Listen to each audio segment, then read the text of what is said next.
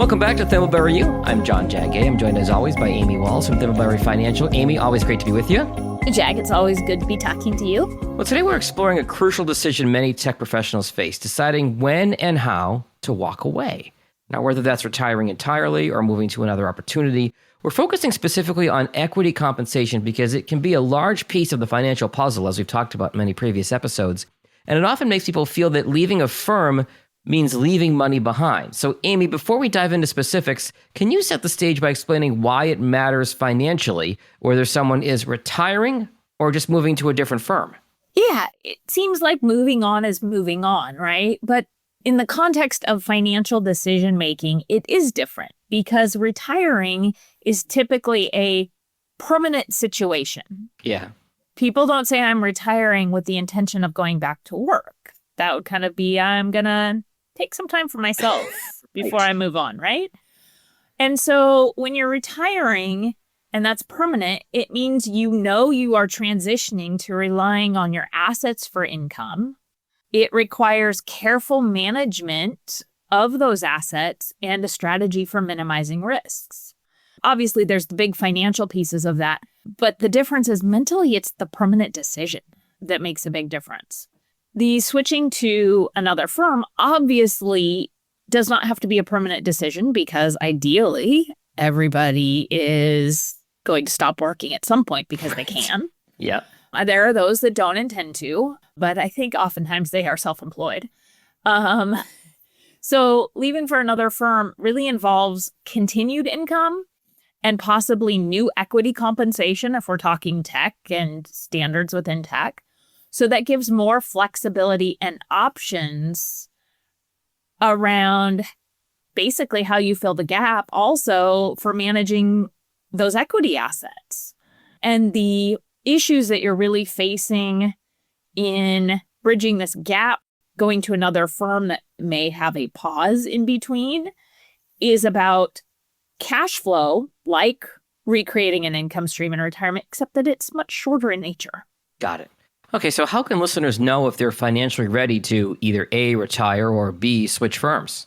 For retirement, first thing I'm going to say, because I have to, shameless plug, work with a financial planner. Yes. Number one, because that's where you will understand if you're working with the right kind, a true financial planner, you're going to understand the pros and cons, your risks that you face, and have a strategy overall. In doing that, the pieces of the process are really evaluating total wealth, including that equity compensation, determining sustainable spending, and that's really doing stress testing around retirement and what can happen. Those projections, yeah. Yep. Looking at additional projections around cash flow. What is the shortage for what periods of time that you want to make sure you cover, and that you've included things like healthcare costs, health insurance costs, inflation, longevity risks. Oh, yeah. And if we stick all that in a pot and stir it, what comes out of that is how you recreate a paycheck. Mm-hmm. And which assets are going to be contributing towards that paycheck recreation. Okay, so that's for retirement. What about switching firms? So when you're switching firms, first of all, and let's assume here that there is a delay in the switch of firms. You're saying, I'm going to leave this firm, and while I am unemployed, I'm going to be looking for my next job. Kind of like a sabbatical. I was waiting for that word. But with the intention of looking for that next job. Here, you're going to want to make sure that you've got adequate cash reserves. And I'm going to call it cash reserves versus emergency savings, because emergencies will happen. But cash reserves are for both emergencies and opportunities. Okay. This is an opportunity probably more than an emergency. There could be situations where we could categorize that as emergency, but Right. I think we're splitting the hairs if we get into that. Also, that you have adequate liquidity, because you could say, hey, I'm going to find a job in 2 months, but that's not something you control. It's something you influence. So best laid plans, we want to have extra cushion, extra runway, and liquidity does that. Absolutely. And then you want to look at how this lost equity compensation, and when I'm referring to lost, both in terms of retirement and switching firms, I'm really referring to what you end up leaving behind at your old firm. Yeah. how leaving that behind is going to affect your future financial goals. And if you're okay with that. Yeah. That's a huge part of the consideration. And then thinking through and considering the value and stability of your likely future income and potential new equity compensation. So to sum up everything you've just said, Amy, I'm going to use your favorite phrase. It depends. Everybody's situation is going to be different and really evaluate based on all that criteria from a macro perspective. But let's dive into equity compensation specifics. Okay, let me just say one thing first. Jag, I know I just totally interrupted you. It's funny that you said it depends, because immediately what I thought of is you just held up a mirror to me with my it depends comments. And what we're really talking about is a scenario for our listeners where they need to look in a mirror and really evaluate. Okay, that's very true. All right, so let's look at equity compensation specifics next. First, what happens to unvested RSUs or stock options if someone retires or moves jobs? Yeah, let's focus primarily on RSUs here. So with retirement, what we have to know is if retirement is going to trigger accelerated vesting or forfeiture of the stock. What I mean by that is when RSUs are granted, and really any grant, the employer will include in the contract, if you leave, do you get to keep these? And normally, if you're just leaving, no, you don't. But if you meet rules of retirement for some firms, they say, great, you've met the rules of retirement, you get to keep these shares. I'll use the example of Intel in 2024 with their layoffs. And as we were evaluating that severance package for clients who were eligible for retirement, it was a matter of defining of the number of grants they had. Some of them were eligible to pay out in retirement if they left for retirement, and some were not. Okay. So we had to know which is which to say, what is your decision? What assets go with you? And so to do that, you need to look at the plan documents to know the age and tenure-based benefits of an employee and just understand those extra choices around retiring versus just resigning. Okay. And if you're changing firms, typically you're forfeiting any unvested equity. So it's understanding the cost of this equity that you're giving up and planning your departure. Maybe it's because at this point I want to be gone. Or maybe you look and you've got an extra big payout in September, even though you'd really ideally like to be gone in March. And it's worth staying the extra 6 months for this equity payout that's going to happen that's larger than your normal quarterly payouts. You're leading me into my next question, Amy, which is timing the exercise of stock options if you're leaving. What should the approach be here? I think there's a couple ways we could interpret this. One is if you're leaving and you need to figure out what to do with the stock options or RSUs, primarily in this case, you want to think about that timing ahead of time, right? But sometimes you come upon this where it's unexpected and maybe I should be retiring. So we may have runway or we may not. That's something that people need to be thinking about. Ideally, we'd want to plan in advance. So if we've had time to plan in advance, it may be strategically for stock options exercising to manage those taxes over multiple years so that you keep the stock rather than with stock options where you have to exercise within 30 days, maybe 90 days. And it may all happen in the current year with one big tax bill. With RSUs, they pay out at the time they vest. So if you retire on September 1st, that final paycheck essentially is going to have all of that stock coming in as income with shares withheld to cover some of the tax bill, but considering RSUs are withheld at 22 or 37%, may not be enough. So it's a big, messy math problem. That's the easiest way to say it for our listeners. And I'm glad you hit on the tax piece as well, because I'm thinking about the timing of all these machinations of everything you're talking about, but the tax piece is certainly important too. So after leaving, our listeners are walking away, they have this company stock. How should they decide whether to hold it or sell it after they've made that clean break? This really comes down to, again, I'll look in your mirror. It depends.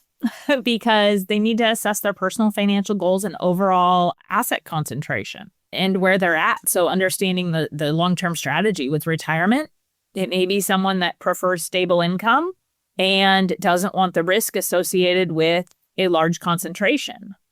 If someone's going to a new firm, they may have more flexibility because they're going to have income coming in soon. And so they may say, I've also got more runway until I retire. I feel like I can hold this and I feel like there's some good opportunity here. Something we've talked about before, Jag, is this idea of, are you going to kick yourself based on your decision if you sell? So one, if the amount of money you're getting is what makes the goal feasible, the right choice might be to sell. Especially if you don't, you're at risk of the market falling. And if this is retirement, you'd need to go back to work, right? I think for many people would settle the decision making. Yeah. For somebody who's changing firms, they have more choice. But in either case, if you're going to kick yourself, in quotations, because you sell and then all of a sudden the stock price goes up 50%, and you're going to base every future investment decision on shoulda, coulda, woulda from that situation, you're not going to make good investment decisions going forward. Sure. So there's that layered approach that we've talked about in prior episodes. I want to come back to the taxes thing. We hit on this a moment ago, but what should listeners anticipate about taxes when they exit their current firm? In both cases, there's going to be a bill to pay. Yeah. First of all. But retirement, it's about the plan. Like you're mapping out a cash flow strategy to recreate a paycheck, or at least ideally, that's what you'd be doing with the help of an advisor. So how are you going to be paying for capital gains, for the ordinary income, for potential AMT from all of this equity comp that may be paying out? AMT? Alternative minimum tax. Got it. Okay. We haven't talked about that one in a while. Probably something we should talk about soon. Thanks for the refresher. The other piece with retirement that I've kind of alluded to is, can you, if we've got some runway on this, spread out some of these taxable events over multiple years for tax efficiency? Right. So rather than, let's use stock options for an example, we'll say non-qualified stock options that ordinary income is going to be due. Some people say, oh, wait and exercise at the last minute, okay? Because ideally the stock price has gone up, but your exercise price will stay constant. And so you're basically gaining more money. We talked about that in a previous episode, yeah. Yeah, so people sometimes say, well, gosh, I'm not going to exercise until I absolutely have to. Well, then if that's the beginning of 2026, boom, all of that tax happens there in 2026. Right. But if you can exercise maybe a little bit, let's say we had runway, we exercise some in 2024, some in 2025, and then some in 2026, we can spread out some of the tax gain. Right, exactly. Or the tax consequences, I should say. But it all depends on what kind of options or RSUs and things we're talking about. As I said when we started to answer this particular topic, it's that there's going to be a tax bill. So for those changing firms, it's not anticipating that you're going to sell your equity compensation and live off of that in this period, not accounting for your tax bill. That's the big danger. Right. Okay. All right. So how should equity compensation fit into someone's broader financial plan when it comes to walking away from that employer? Well, I think as an advisor that equity compensation should support your long-term financial goals first, right? It's a form of your compensation. And I think any of us could agree that income we have coming in does have to support today and it needs to support the future. But in an ideal world, we'll live off of our income that is not part of equity compensation. Yeah. So we want to align our approach to goals really clearly. In retirement, it's worth considering that equity compensation should help generate your consistent, reliable income. Okay. Jag, I think I've said should a number of times here recently, and I'm feeling bad about that. Perhaps for our listeners, please replace that should with will. It is not a judgment statement. It's more of a consider these things statement. Agreed. With switching firms, equity compensation can be used strategically for long-term goals, for diversification of assets because that creates risk. And perhaps it does also cover short-term liquidity needs. Mm-hmm. And importantly in this, it's not just about, I have this desire to retire, to switch firms, and so I'm going to look at this in this moment. The important part of this is a bigger picture, longer term strategy that ideally is going to be in place that you adjust as goals change. Got it. All right, Amy, what specific triggers or company events might influence or tip that scale for someone to retire or leave? Good question. Major company milestones, IPOs, mergers, acquisitions, I think Sure. all of those. Scheduled vesting events or acceleration opportunities. Mm-hmm. Sometimes that comes up where a firm says, hey, we will reclassify this form of equity comp. Here's the offer. And it may stretch it out to give you more opportunity if the stock price isn't doing well, or there may be, we've talked about tender offers, a tender offer where you can take advantage of selling some sooner because the company hasn't gone public or whatever. And just really industry and market shifts that are going to impact stock values. You know, this year, 2025, there's been some volatility. You might say that.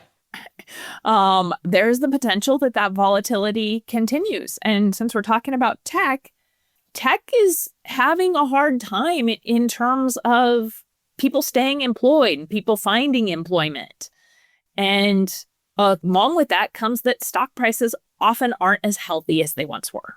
Agreed.